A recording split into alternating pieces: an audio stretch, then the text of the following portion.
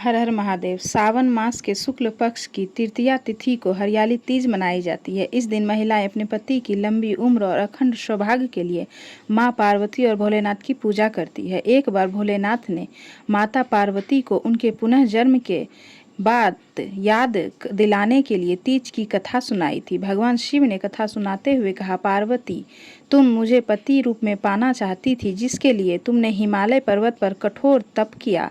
तुमने सर्दी, गर्मी, बरसात आदि सभी कष्टों को सहा। इसे देखकर तुम्हारे पिता बेहद दुखी थे।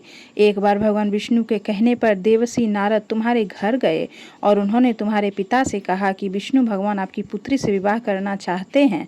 आपकी क्या राय है? यह सुनकर पर्वतराज बेहद खुश हुए और वह अपनी पुत्री का विवाह भगवान विष्णु के साथ करवाने के लिए तैयार हो गए।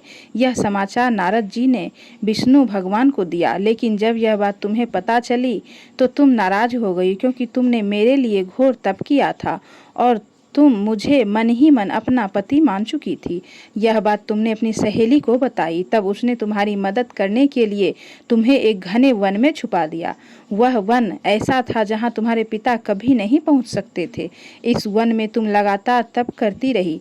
पर्वतराज तुम्हारे ना मिलने से परेशान थे। वह इस चिंता में थे कि यदि भगवान विष्णु बारात लेकर आ गए और तुम नहीं मिली तो वह नाराज हो जाएंगे।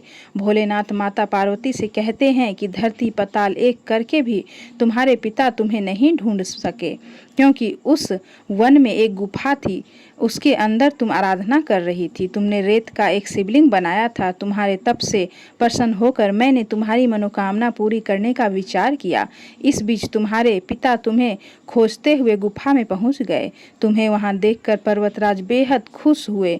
तुमने अपने पिता से कहा कि तुमने मुझे अपना वर बनाया है, इसके लिए घोर तप किया है। तब आज यह तप सफल हो गया। भोलेनाथ ने मेरा वरण कर लिया है। अगर आप मेरा विवाह शिव जी से करने को तैयार हैं तो मैं आपके साथ चलूंगी। यह सुनकर पर्वतराज तुम्हारा विवाह मुझसे करने को तैयार हो गए।